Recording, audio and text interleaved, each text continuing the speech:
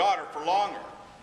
And I've watched the great work she's done, Common Cause and other jobs she's had, but I want to tell you, you got a scrapper, you got a good fighter. She sticks up for us on every issue in Washington. She hasn't backed down once from any of this Tea Party stuff. You want to talk about drinking the wrong Kool-Aid, those people drink the wrong brew of tea.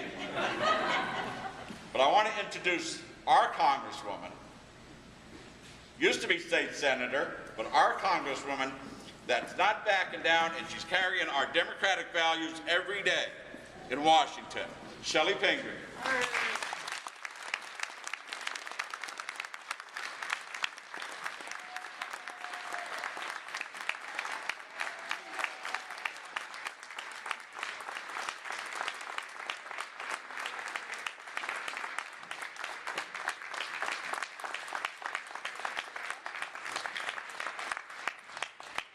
Nice to see Molly here. Nice to see Stan and your elected officials. Thank you guys for the great work you're doing in a very tough time in the state legislature. Thank you to all of you for turning out, for being here today. Everybody has something else they could be doing, but I know it's because you consider it important in this election year, and because it's always nice to be in a room where you can say, isn't it nice to be a Democrat?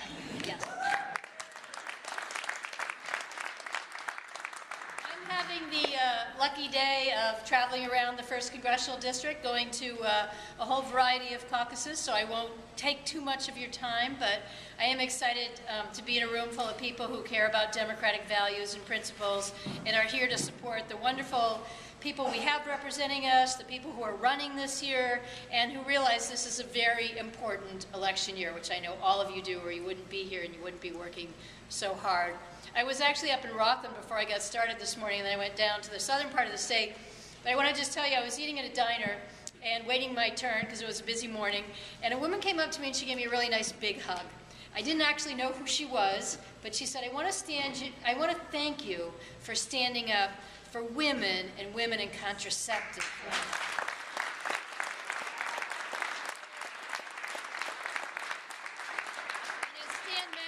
And these guys here know what a good fight is. I'm always happy to get into a good fight. But the fact is, I think all of you saw the other day when my colleague Daryl Issa had a panel to discuss women's contraceptives with 5 men, basically only there to talk about the religious perspective. I think it set a lot of us off, and it reminded us of what a crazy time we're in. I was lucky enough to serve in the state Senate. I represented Knox County.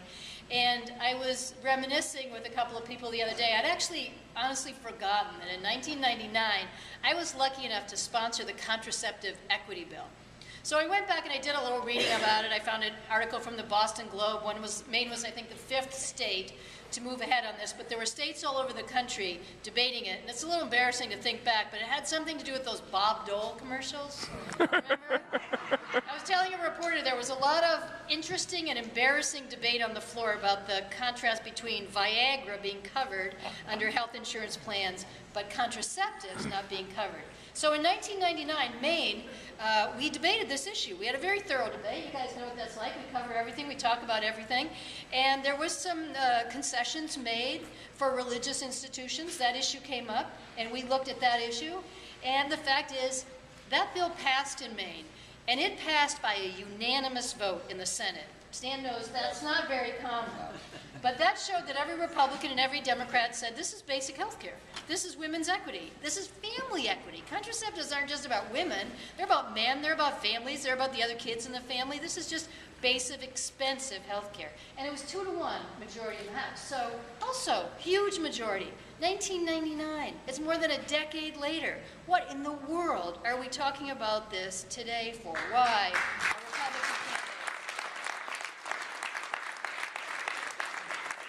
My colleagues in the House of Representatives are holding hearings about this. Even though the president already came to a compromise, we've already moved forward on the issue, decided that there's an equitable way of going about covering this and religious exemptions in it, but that's what we're talking about. That's what the presidential candidates are talking about.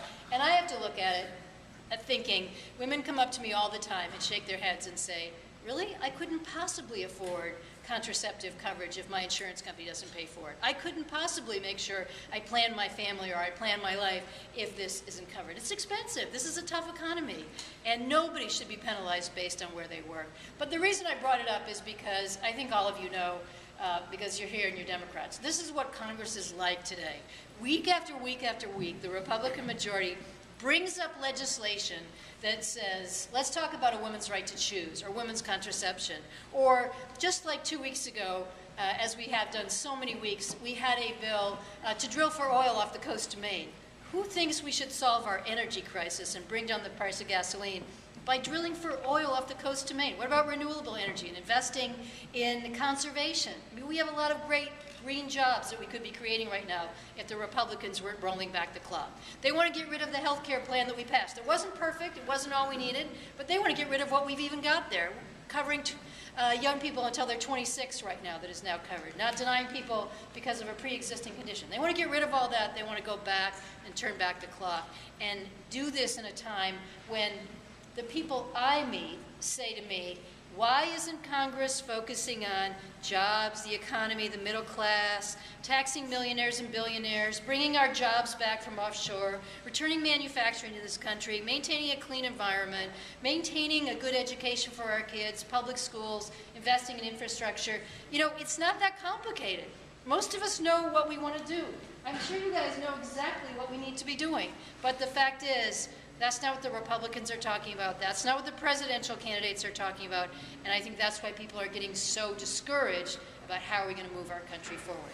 I feel very lucky to be a Democrat. I feel so lucky to come from the state of Maine, where we have a few problems, and I'm going to talk about that, with our governor and a few other things. But the fact is, when I first got elected 3 years ago, I met people who said to me, wow, you're from the state of Maine. You have Durago health care. Didn't we have Durago health care? I mean, we had prescription drug coverage for people. We had moved forward on a whole variety of issues. Clean elections. People said, Maine, you're such a progressive state. And now we've got a few problems going on that we have to take care of. While I care deeply about the opportunity to return to Congress and the privilege of representing all of you, I'm also here today because I care deeply about maintaining a Democratic majority, or getting back the Democratic majority in the House and Senate. You know, we have crazy things go on in Congress every day with our Republican majority, but at least I know we have Democrats in the Senate who will block it when it gets there, and a president who will veto it. These guys have to operate every day with an agenda from the governor that's nuts, taking people off their health care, just rolling back the clock on every domain. But they're Republican control in the House, Republican control in the Senate, and a governor who's going to sign it. We can't let this go on for very long. We have to win back enough seats to take back the majority. We have to make sure that everybody here is reelected. Everybody here is reelected. And we take back control, because we're not going to turn this governor around for 2 more years after that, but we got to do something about it. So I know you're all here because you care about that, and you're working hard on that. But for me, that's a very important priority, because I want to be able to go back to my colleagues who used to say, wow, you come from such a progressive state, who now say to me, what did your governor do this week? You know, what's the thing about the murals? What's the thing about Medicaid and kicking people off vital health care? Why is that going on? I do have to say one positive, hopeful note, and the one thing that makes my week feel better in Congress. I can still say, because I'm on the Agriculture Committee, and I'm working on a bill on local food and local farming and jobs, and I can still say I come from a state where people are really thinking ahead about this, where the average age of the farmer is actually going down, and the amount of farmland under cultivation is growing up. People are shopping at farmers markets. People are able to use their EBT card, their food stamp benefits, at farmers and markets. And at some of them, they even get double the food, because we have programs to do that. And we have people who are really interested in restoring our rural economy. And the nice thing is, I tell people that's going on in Maine, and all across the country people say to me, you know, that's going on in my state too. We're very excited about what we could do here. So I am working on the Farm Bill, And we have a lot of good things in there that will help promote agriculture and support some of the things that are going on here in the state of Maine, get more local food in our school lunch programs, make it more accessible to more people, make it possible for more young people to get back on the farms because that's what they want to be doing, and making more organic and safe food.